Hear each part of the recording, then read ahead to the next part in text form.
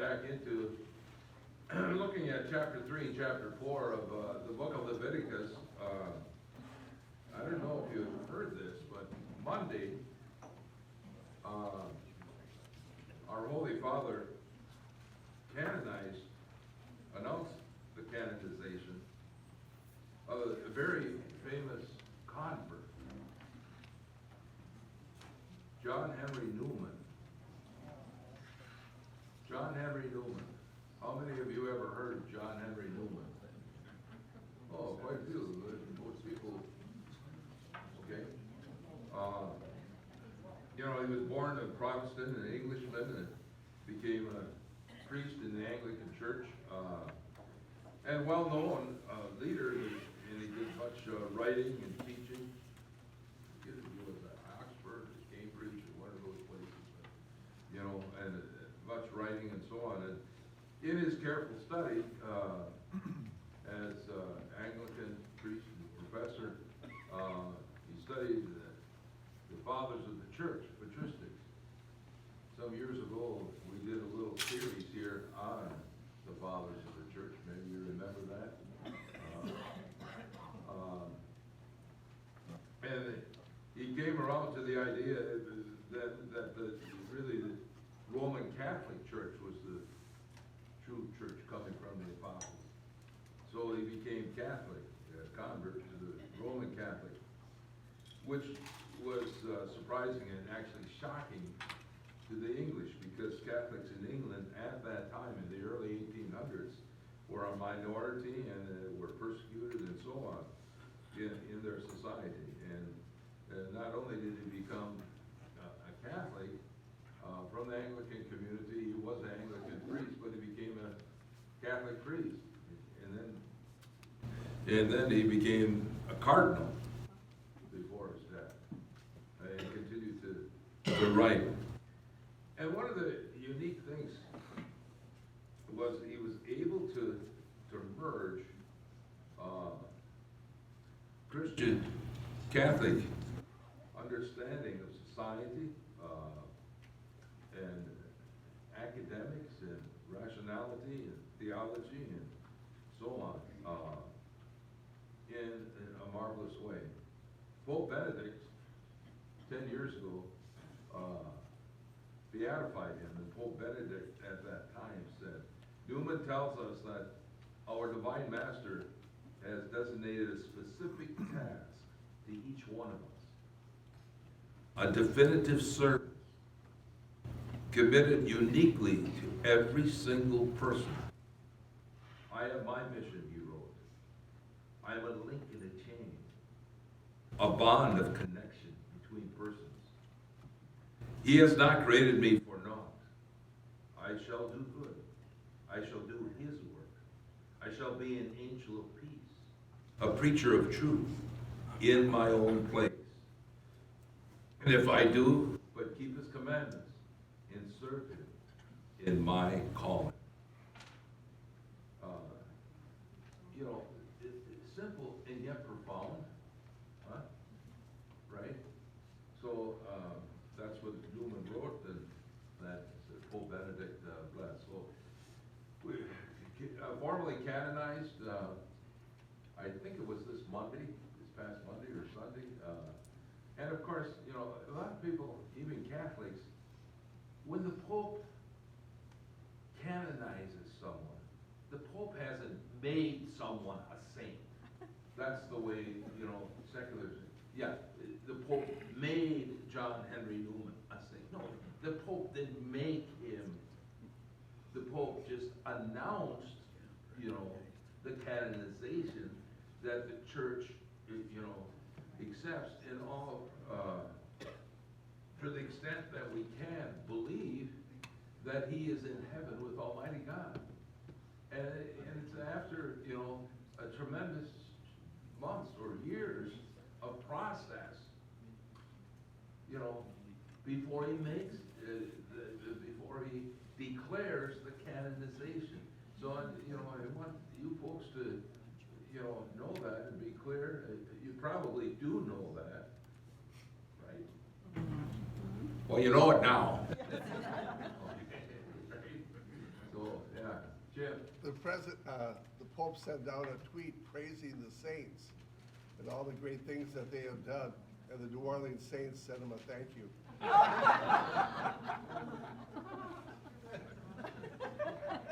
Yeah.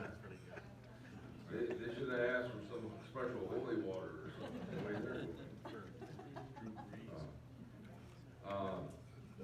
So,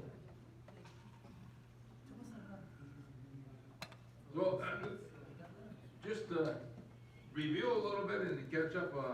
Last week we looked at in the book of Leviticus, basically chapter 3. We talked about peace and communion, sacrifices and offerings.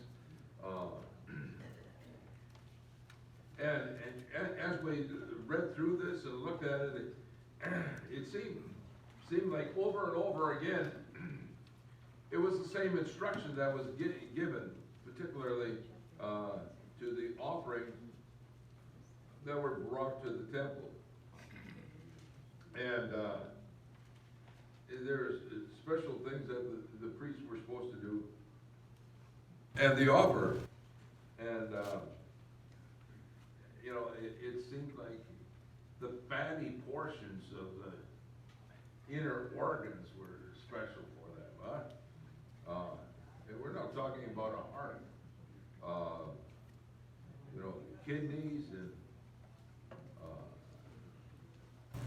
fatty tail and inner organs and liver, were all set aside as special and burned in as a special offering.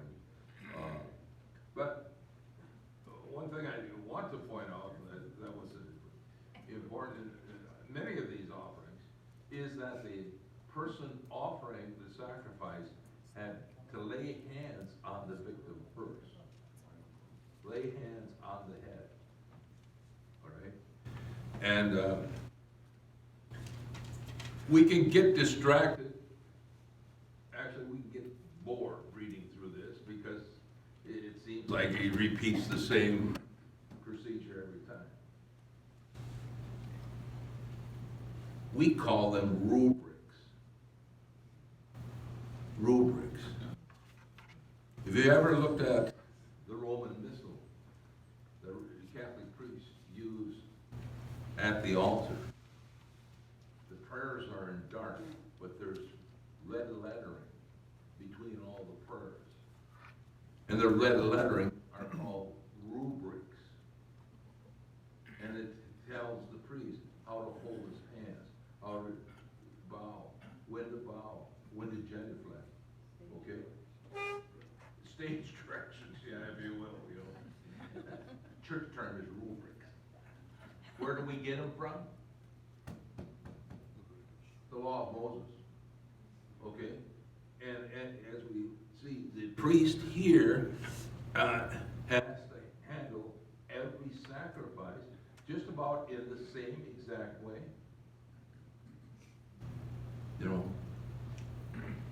Why? Because what they are doing, they're offering sacrifice. The word sacrifice, of course, sacrificere, two Latin words, to make holy. This is all about, human beings to become holy as the Lord your God is holy. That's like the main theme. This is throughout all of Leviticus. Okay? So, doing things, offering the sacrifices in a certain prescribed way over and over is a part of that to establish right order. I look at this crowd, let's face it. You go to doctors a lot, don't you? You go to doctors a lot, okay? You go to a doctor, there's a certain order of diagnostic procedure that you go in when you come, right? Just about every time.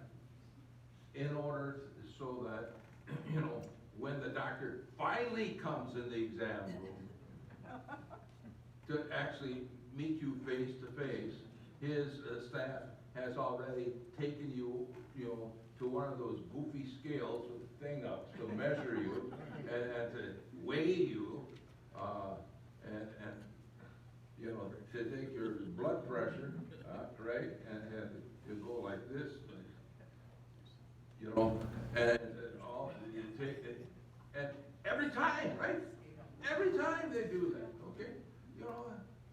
I was to the doctor to get my eyes done, and then between one, eye and the next eye, there was 2 weeks, and they said, you gotta go back to the doctor again. What? I was just there 2 weeks ago. Yeah. Get on the scale. Put it, between one eye and the other, I lost an inch and a half. You got a haircut. I got a haircut. I should have stood on the top of my head. But it's what you expect, right? Doc, why do they do us through all this? Well, I was hesitant to bring this up. With today's rules, and if you're going to make a certain charge for a certain level of service, clinic visit, new patient exam, you have to meet so many points, so many bullet points to qualify for that charge so that you don't get charged yourself, I mean, it's true, these are things that should be done anyway, but you have to document that you did the blood pressure, the temperature, the height and the weight, then the doctor's exam, and all of these things, when you dictate it, it has to come out to so many bullet points so you can justify the standard charge. So, I mean, it's one of these things where the government is trying to see that the right things are being done. Hey, you're reading this as we go along, right? You're reading, huh? Right, yeah. What did the priests back then, what could they charge? They got all the food they're sacrificing. I guess they get some of the sacrifice. Yeah? They charge service. They don't get the fat, and they don't get the kidneys, and they don't get the liver, but other than a few cases which we might look at today, they get the leftover steaks, ribs, chops. Awful. Okay, and they already got fires going, so do you think they learned how to barbecue, or they all right, but if we take a look, the rubrics have the purpose of the order, what they have to cut out, what they have to keep, what has to be burned, what can be saved, and whatnot. There are a few cases where the offering, the leftover meat can be taken by the person making the offering as well. So, but it's all to establish, again, right order in their relationship, in their covenant relationship with the Lord, their God. Okay, following the steps and so on. As we look into chapter 4, let's look at chapter 4, and then we have about sin offerings, what are called sin offerings, and it starts with special things for the priest, for the community, for princes, for private people. In all, in chapter 4. And if we take a look, first of all, a little background, that they distinguish here between unintentional ritual purity and intentional wrongdoing. Not all these offerings are related to sin. Okay? Sometimes there's some things that certain actions would make people, the Hebrew people, ritually unclean or impure, but not sinful. Ritually unclean impure but not sinful, such as what? What do you? Birth. Huh? A mother who has given birth. The mother who has given birth, so it falls under normal bodily functions, okay? Menstruation, okay? Wherever there's, there's blood that's involved. Those are two examples. Normal ignorance of the law. That's second. Action, certain action of necessity. Burying the dead, for instance, would make them ritually impure. So that's why, remember Jesus' parable about the Good Samaritan? Huh? Yep. And in his parable about the Good Samaritan, guy that got beat up alongside of the road, evidently he was all bloody and broken and so on. And it said a Levite came by and he walked on the other side of the road. And a priest came by and he walked on the other side of the road. And we're like, what? Well, it would have been understood by Jews that they didn't want to become unclean, so they couldn't do their job. Encountering blood, of a victim, they would have to go through a whole purification process. All right? So the Jews would have, had, a religious rationalization for those who you would expect would stop and help the person. But what was so shocking is, no, it was a Samaritan who was, and not only did he pick him up and bind up his wounds and take him and put him up in a hotel or an inn, overnight, and said would pay for everything.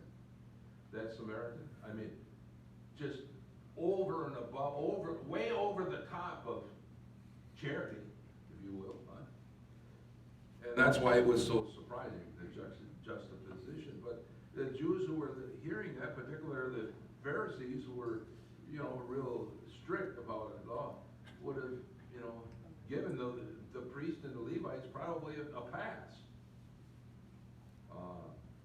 That they would not have to become, unclean by encountering someone's blood that's beat up. So, I want you to read out at your tables the first 12 verses of chapter 4. We'll do a little Bible reading.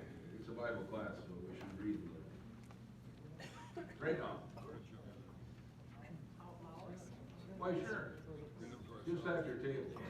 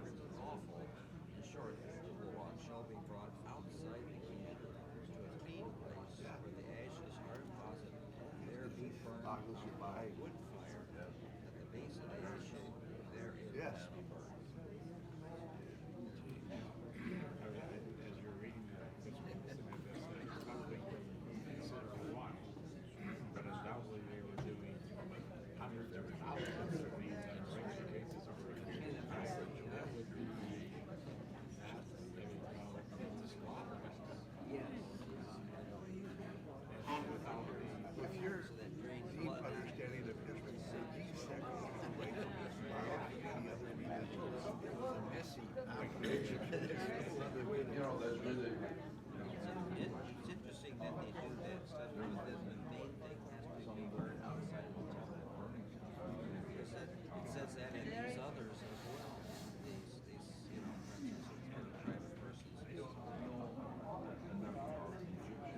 fact. That's why, that's why I was asking you, I think you need to do it.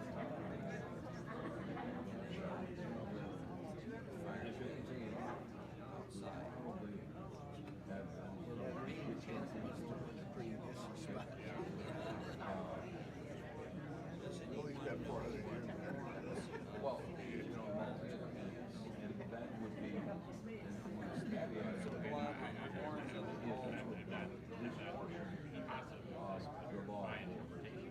I did.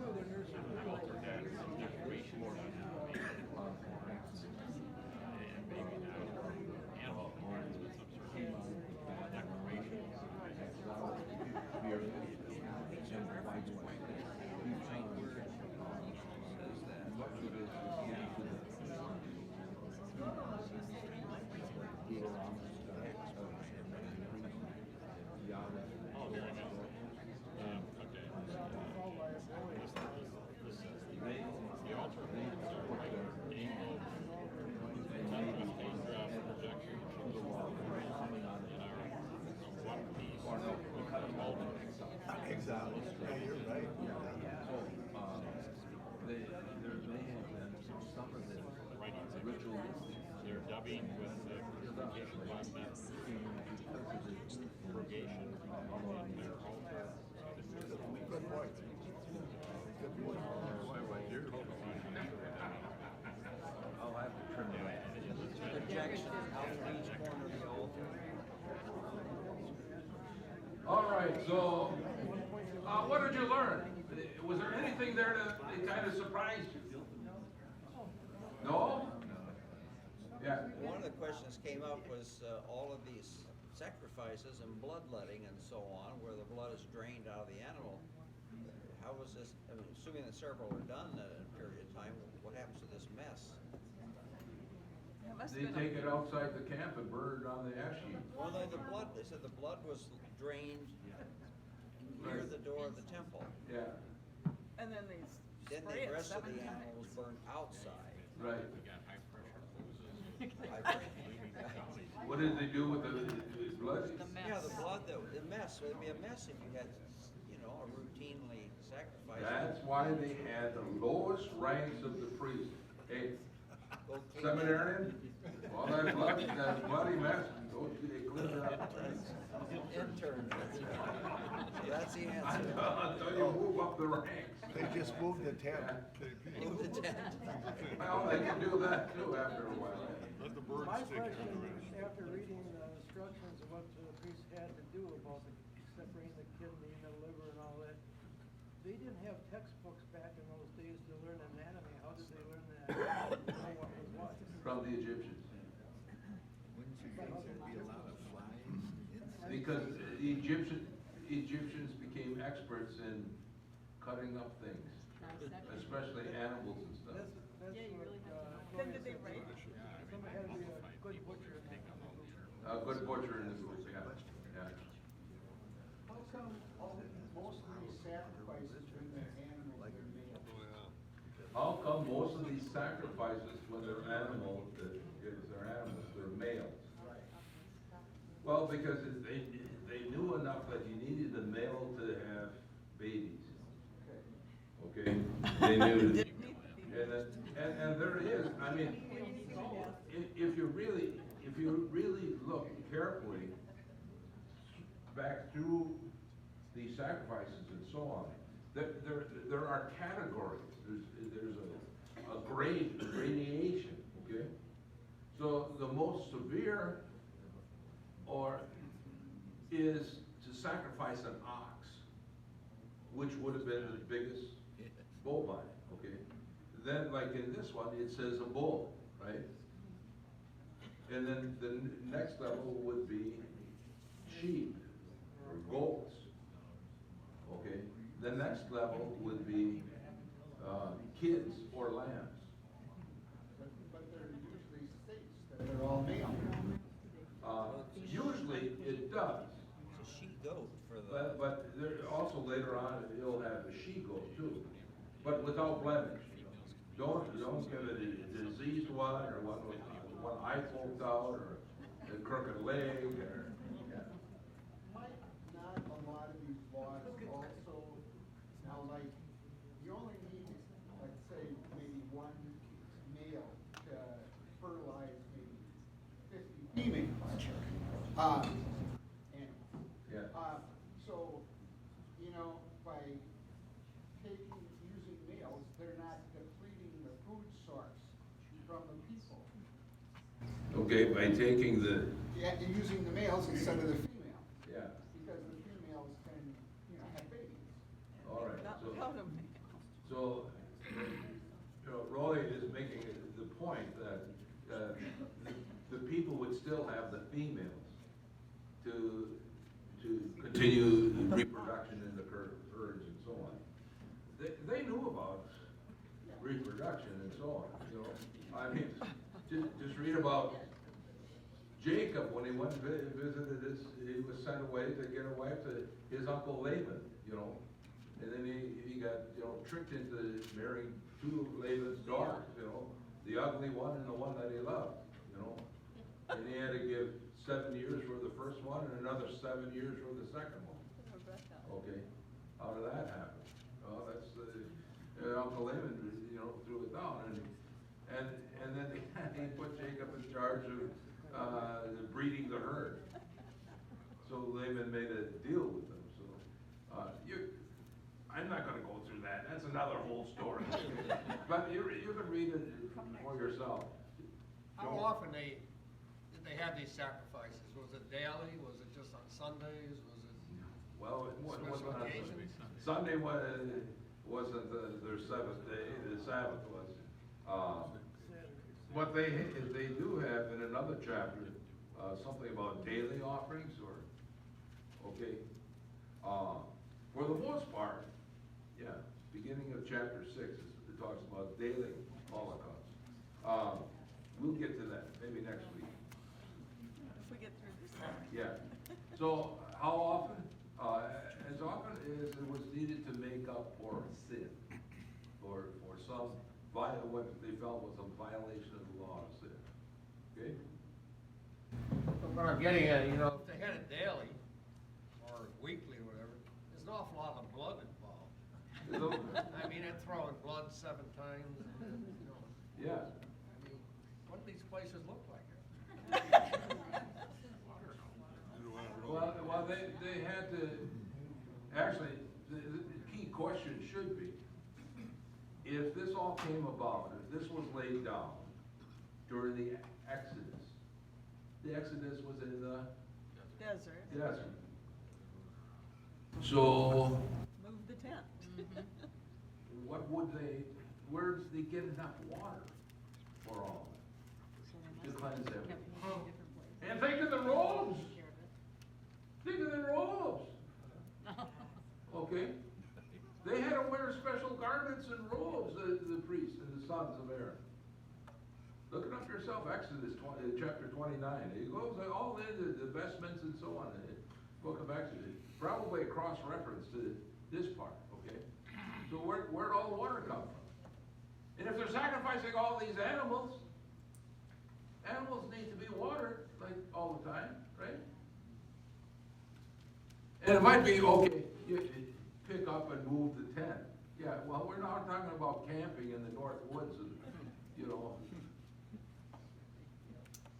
northern Wisconsin or the boundary waters of Minnesota. You know, there's just not that much water around.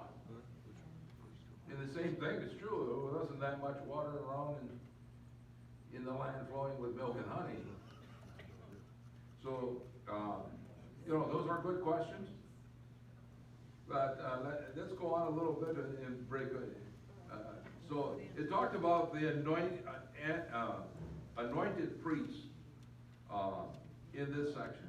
His violation of ceremonial law brought a sort of collective guilt on all people that he served. So it was understood that he had to make up by offering a substantial, you know, sacrifice. a young bull, unblemished, and so on. The horns of the altar, it's mentioned in verse 7 the first time. So the altar of sacrifice, they had these things. It represented the horns, but also they were curved ornaments. And it was the purpose of the so-called horns of the altar was to remind the Hebrew people what they tried to do before they made a covenant with the Lord your God. While Moses was up getting the commandments, they're down below, what did they make? Golden calf, right? Golden calf, horn. So the horns on this altar of sacrifice is to remind them, hey, you tried it your way, it wasn't satisfactory to the Lord your God. The Lord your God. And then, so the horns were to bring you're a transgressor, like those who came before you. You had to bring your sacrifice to that place of the altar before the horns. Okay. And then a sevenfold sprinkling of blood. 7, of course, is a sign of wholeness and completeness. Okay. I think it's coming up. What? You all know what a menorah looks like? Yeah. Huh? Yes. Yeah. No? Kim? Some Yes. don't?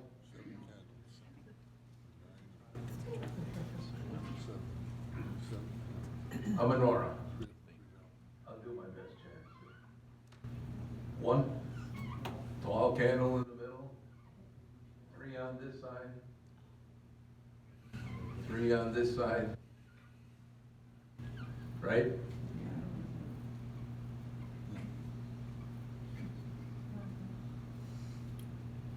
Candle holders.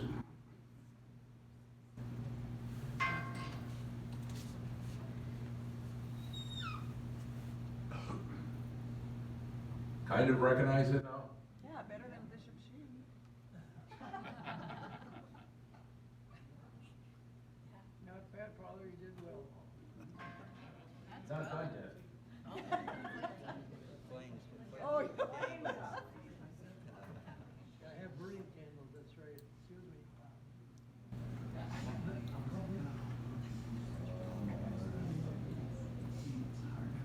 Okay. Now looks like Yeah. Kind of get the idea, you've seen that before, okay, you see, you didn't know what a menorah is.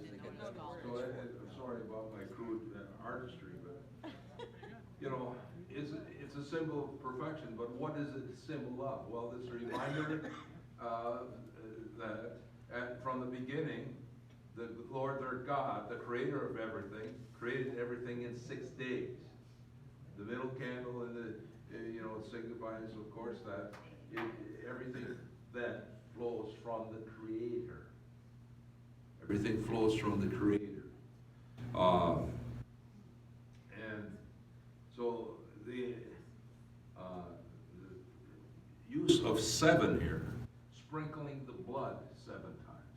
Also, if you look in Exodus chapter, it's 28 or 29, when they ordained, when from the beginning, when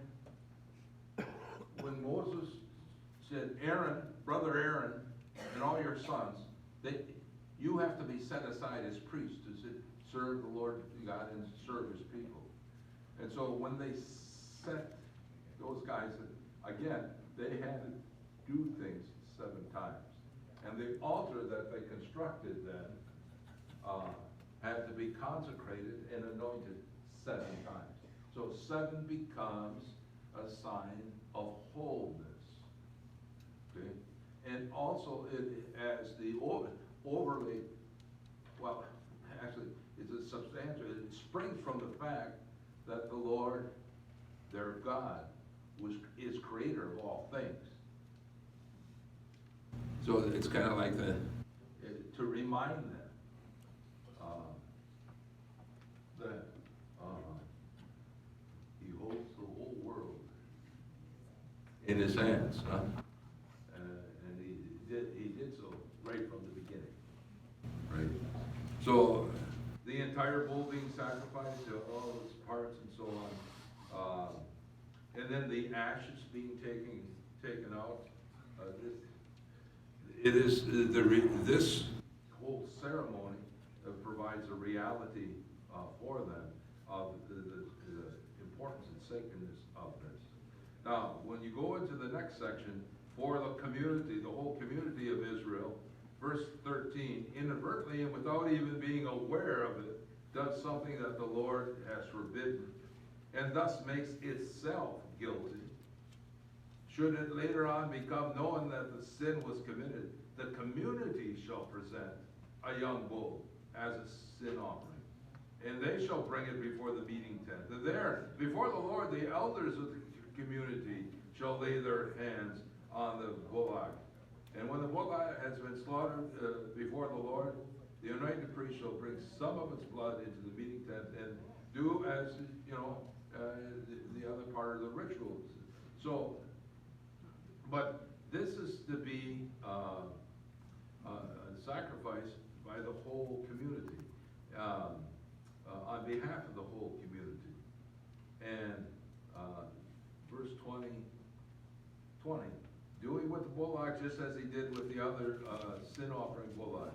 Thus the Lord shall make atonement for them, and they shall be forgiven. Now, look at it a little further down. Verse 26. This is about the sacrifice of the princes. All the fat shall be burned on the altar, and thus the priest shall make atonement for the prince's sins, and it will be forgiven. Under private persons, that section, the end of verse 31, thus the priest shall make atonement for him, and we will be forgiven. And at the end of this whole chapter, last verse, verse 35, all the fat shall be removed and from the peace offering lamb, and the priest shall burn it on the altar with the other oblations of the Lord. Thus the priest shall make atonement for one's sin, and it will be forgiven. So, over and over again, we get the purpose of these offerings is for atonement. Atonement for what? Sins. For their sins. Now, I'm going to point out something kind of neat for you.